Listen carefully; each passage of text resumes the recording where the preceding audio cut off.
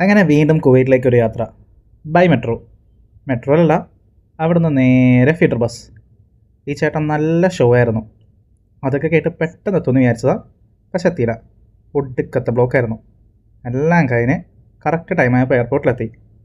പിന്നെ നമ്മൾ ട്രോളി തപ്പി. ട്രോളി ബാഗ് വെക്കാൻ വേണ്ടി മാത്രമല്ല, ഇതേപോലെ കുട്ടീനെ കറക്കാനാണെന്നും കൂടി ഈ ചേട്ടൻ നമുക്ക് പഠിപ്പിച്ചു തന്നു. എന്തായാലും ചെക്കൻ നല്ല ഹാപ്പിയാണ്. പിന്നെ ചെക്കിനൊക്കെ കഴിഞ്ഞ് കുറച്ച് നേരം റെസ്റ്റ് ചെയ്യാമെന്ന് ഓർത്തു. അവിടെ ഇരിക്കുമ്പോഴേ ആ ഇരിക്കുന്ന പെണ്ണ് കുറേ നേരമായിട്ട് എന്നെ നോക്കണമായിരുന്നു. പക്ഷേ ക്യാമറ ഓൺ ആക്കിയപ്പോഴത്തേക്കും അവൾ തിരിഞ്ഞു. പിന്നെ എവിടെ പോയാലും ഉമ്മ നമുക്ക് നല്ല ഫുഡ് ഉണ്ടാക്കി തരും. ചിക്കൻ പൊരിച്ചതും ചപ്പാത്തിയും ചോക്ലേറ്റും. ആഹാ, അന്തസ്. തൊട്ടപ്പുറത്ത് ബർഗർ കിങ് ഉണ്ടായിരുന്നു. ഞാൻ മൈൻഡ് ചെയ്തില്ല. അങ്ങനെ വീണ്ടും ബസ്സിൽ കയറാനുള്ള കാത്തിരിപ്പ്. ഒടുവിൽ ബസ് വന്നെത്തി. ആദ്യത്തെ ബസ് അത്യാവശ്യം ഫുള്ളായിരുന്നു. ഈ ബസ്സിലും അത്യാവശ്യം ആൾക്കാരുണ്ടായിരുന്നു. പിന്നെ നമ്മളതേ ഫ്ലൈറ്റിൻ്റെ മുന്നിലെത്തി. ഇതാണ് നമ്മൾ യാത്ര ചെയ്യുന്ന ഫ്ലൈറ്റ്, ഇൻഡിഗോ. ഞാൻ അധികവും ഇൻഡിഗോയെ തന്നെ ഫ്ലൈ ചെയ്യാറ്. നമ്മുടെ ഫ്ലൈറ്റ് അത്യാവശ്യം സെറ്റപ്പാണ്. പക്ഷേ തൊട്ടപ്പുറത്തിരിക്കുന്ന ഫ്ലൈറ്റ് തീരെ പോരാ. കണ്ടില്ലേ, പെയിൻ്റൊക്കെ പോയിട്ടുണ്ട്. ഞാൻ എപ്പോൾ ഇൻഡിഗോയിൽ ഫ്ലൈ ചെയ്താലും ദേ ഇവളുണ്ടാവും. ഈ കുട്ടി ഉണ്ടെങ്കിൽ എനിക്കൊരു ഹാപ്പിനെസ് ആണ്. പിന്നെ നമുക്ക് VIP ട്രീറ്റ്മെൻ്റ് ആയിരുന്നു.